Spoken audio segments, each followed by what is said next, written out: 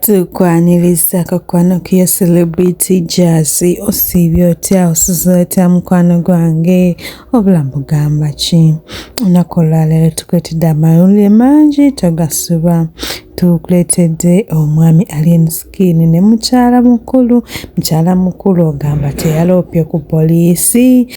era kati alira ku nsiko ensonga nyingi nnyo ojja zirabaawo ate Mama Fina ne SB4 obudde tebubadde galidde nkuba kyeyo abanja ssente ze nabyo genda birabaawo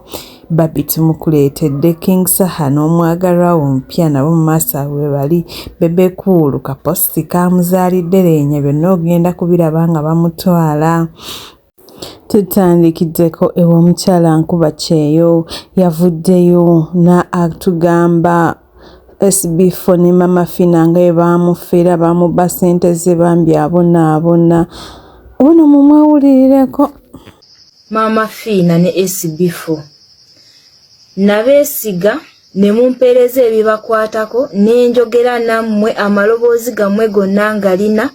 ennamba kwe nasindikanga ssente ne mulya ssente zange ne mumbulookinga neeva ku kyeyo nga nninga ng'omulalu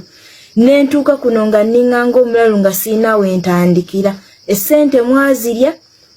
wadde n'ekikumi temwakimpa mulowooza omwana w'omuntu akola atya mwabanene gye tuddukira ate mwababba ffe mwabalya ffe famire yange ye eri mbulumi mwe muli masanyu. Mama Fina kwata ssente zange ne SB4 muzimpe nga bwe mwali ennamba zirina kagabe malowoozi kazibe ID zo buli kimu nga bwe kyali kwata ssente zange ozinzirize bate bye mulowooza okola obulumbaganyi ku bantu kwata ssente zange ozimpe. Baana bameka be muli okuferera ku mawanga baana bameka abali okufa nga bagamba abawalabu be bali batta. Mama Fina Sylvia Namutebi ne SB4 nabo bano be walinga nabo abalala mukwate ssente zange muzimpe ebyo bye byange.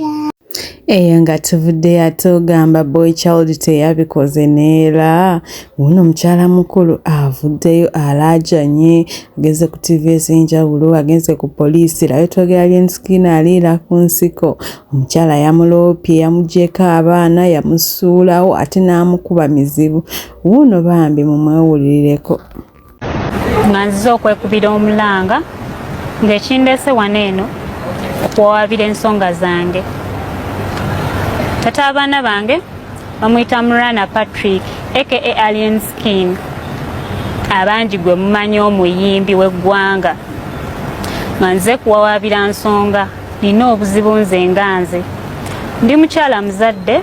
naye empisibwamu si ya mulembe nkubibwa nkyunyizibwa mu maka agange nze omukazi ow'abaana 3 yakeera enkyali nzaala abaana 3 balamba mmaze naye emyaka 9 firstborn wange ali myaka 7 addirira ali mu myaka 5 omulala ali myaka 2 n'ekitundu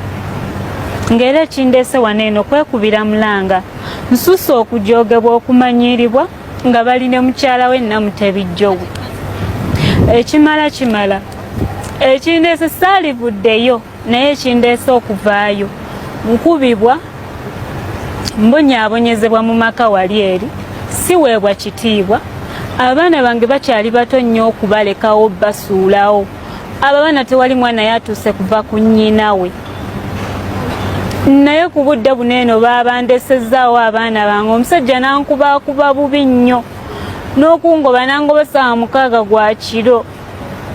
mbakugwa ku bantu ne bantemuloba ne bantematema ki kyeyaligambye bakadde bange maze ebbanga mbonaabona lwakuba mbaddeyo eyo nga nsiriikiridde nga sirina kyakukola mujja wange n'amanyiira baatuteeka mu nnyumba emu nkyunyizibwa mbonaabona omusajja tafaayo yeekubira ludda lumu alaga nti oli owokubiri ye buli kimu nzisangako omuntu alabirira ex-we era Alien Skin muzira Alien Skin omukazi gwe Aisha wakyawa Alien Skin olwokuba yali munaku bwe yakikuba n'akusemeza n'akuteera wali akazigo obeere n'abaana bo obeere ng'olabirira abaana n'oyagala ate okufuga amaka ng'ate wamulekawo ono muvandime gw'ogamba nti yakuggyako obufumbo muvandime yagumiikiriza embeera paka bwe baakikuba yamuzalira n'omusika kati wabanga amutijjisa ye Nakawere ate bajja bw'olina bangi si oyo yekka ali awakaddiya kakka nabeera mu layiniyo zirangawo omuntu alabirira gundi kakazigo badde ozze kulabisaamu okuba kyobola mujja wo muyise Namutebi ng'ate si ye Namutebi tumumanyi muvandime pure breed okategedde